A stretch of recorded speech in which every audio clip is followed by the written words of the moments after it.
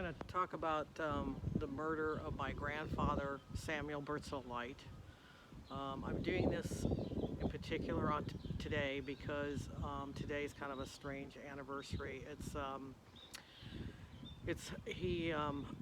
Today is the day that I'm exactly to the day I am exactly the same age he was when he was killed. And sometime last year, I kind of figured out when it would be, and it's like then I kind of forgot about it. And then I realized it was coming up, so I thought I'd do it today. Um, anyway, he was killed on September 28th, 1962, in Los Angeles, in the downtown area. He managed an apartment building. He and my grandmother managed an apartment building and at 454 South Catalina in LA, which basically is the downtown area. It was a four-story building. It's actually still there. A few years ago, I went back and took a look at it. I hadn't seen it since I was a kid. Anyway, so I just wanted to do this today and talk about it. Back in those days, it's like they had in the 1960s, they had, and even in the 70s and 80s, they had two competing papers. They had the Los Angeles Times, and then they had the Los Angeles Herald Examiner. Well, LA Times had a small blurb of it on one of their pages, but the LA Herald Examiner, actually, it was on September 29th, 1962. It was on the front page above the fold for all of the issues that came out that day, which there were multiple issues. I think there may have been 4, I'm not sure. We did at one time have copies of it, but I haven't seen them in many, many years. It's like I know my parents did. And actually, to this day, I'm still actually looking for a copy, at least one copy of that actual newspaper. In lieu of that, what I did is I went down to the Central Library in downtown LA, where they have everything on microfiche, and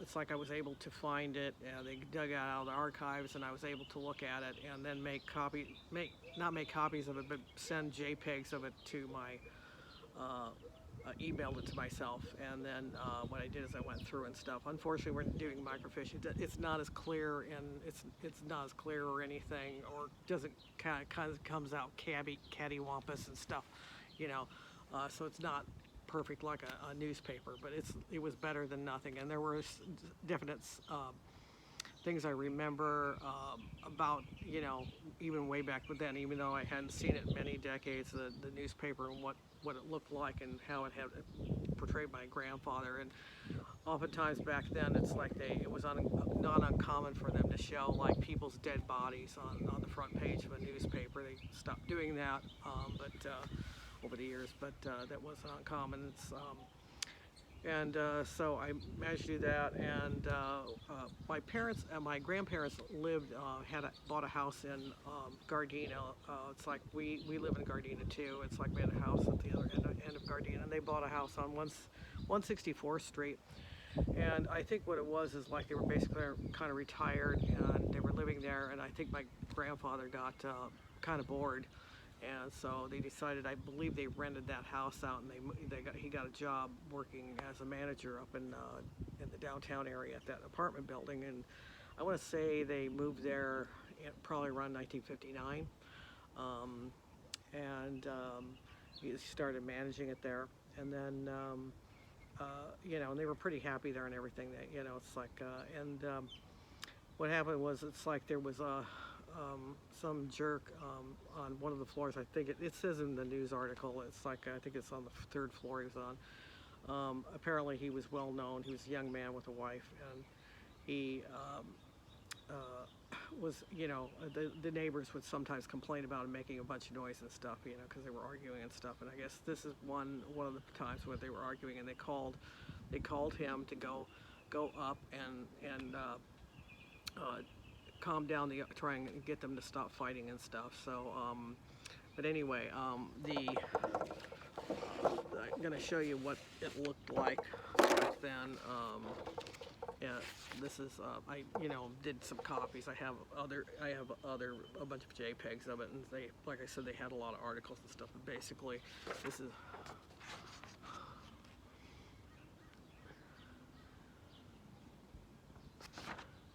LA man declares war on landlord and slays him. This kind of thing. And if you look at, this is one of the things they did. And actually, I'm fairly certain that this was also on the news at night too. And I kind of remember getting a phone call coming in that night.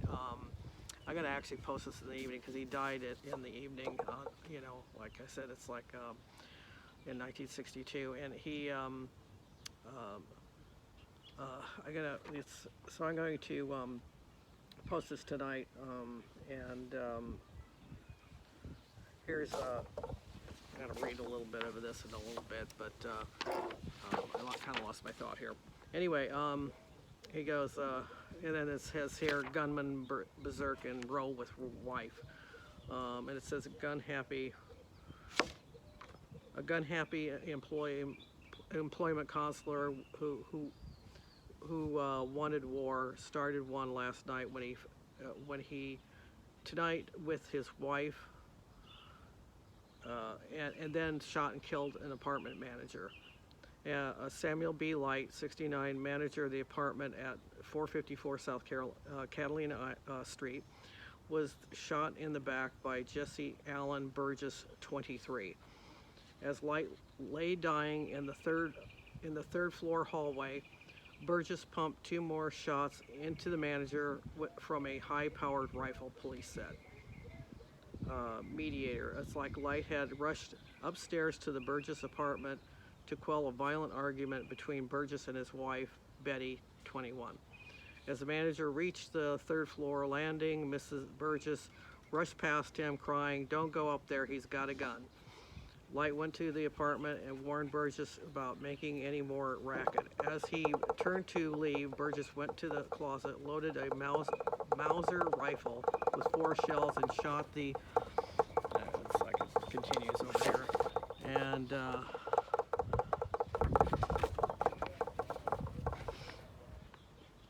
let's see, and shot. I think that's the wrong one.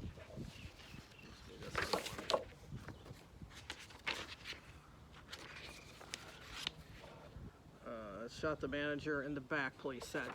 Police officers Charles Kastner and R.G. Turner found Burgess still on the third floor and pointing a rifle at them from behind a stairway.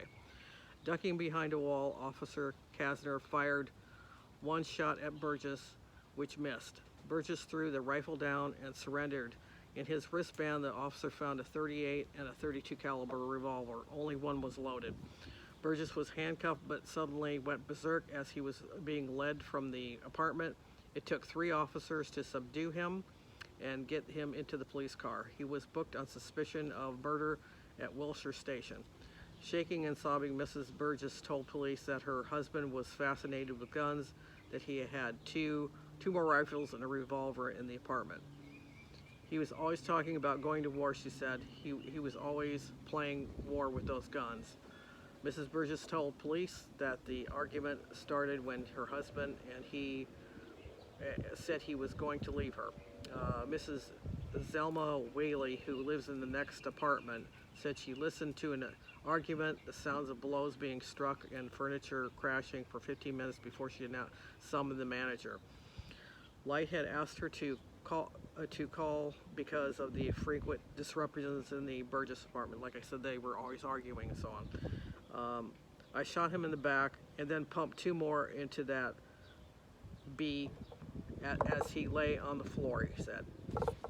And let's see, there's, like I said, they sensationalize things. It's like I kind of blew up this picture a little bit. It's like, and it's like, I was thinking about this. It's like, unfortunately, the last pictures taken of my grandfather were of him lying on the floor dead, and in the hallway. And then this is, it says there's that arrow is pointing to the rifle, which you can kind of just barely see. There's the detective. And the interesting thing is, like, over the years, it's like, even though I had seen these magazine, the newspaper in ages, it's like I distinctly remember this picture with the detective in the background, the cop in the background, and then like my grandfather laying on the floor, dead, and then the other picture that I always think of when is like them taking him out on all fours. It's like that's the other picture that I saw of him. Remember very distinctly is that he's there. He's on all fours. They got him on all fours. Three of them, and drug him out of the apartment building.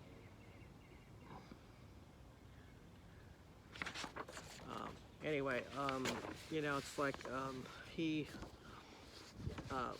my grandmother, it was only until recent years I realized how hard this must have been on my grandmother, and how devastated she was. At some point she came back. I don't think she stayed there very long in the apartment building, and she came back and moved back into the house on 164th Street.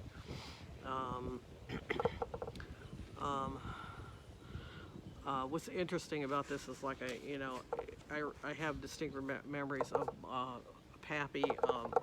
We would go over to his over to the apartments, and I would sit on his lap and he would read the newspaper to me, and it's like and I remember distinctly the Marilyn Monroe issue when she died, and me asking questions and so on.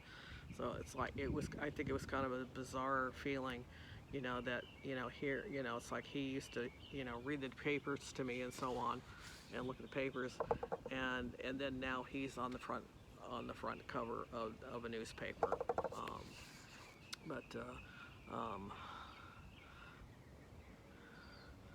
Let's see. I was at the time I was like 9.5 years old, so there's a lot of certain things that I can't remember every detail and so on. And the cat just jumped up on the table. Okay, you can get off before you make a disaster or everything. So, but anyway, it's like the.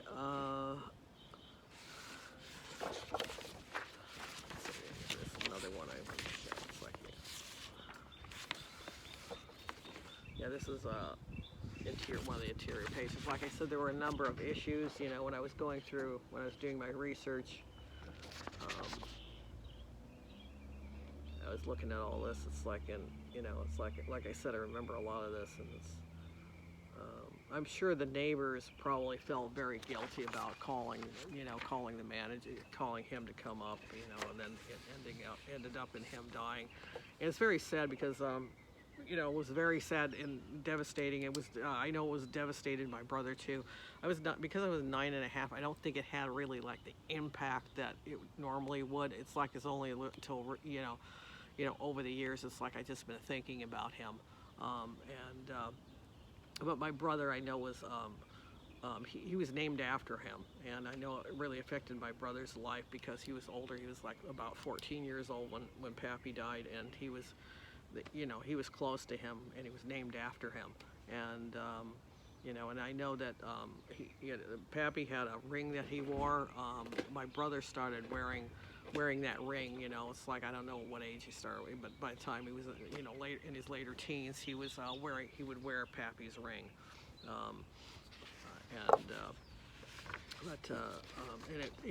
it was very hard on my mother too, because my mother was very close to him. That was like the dad she never had.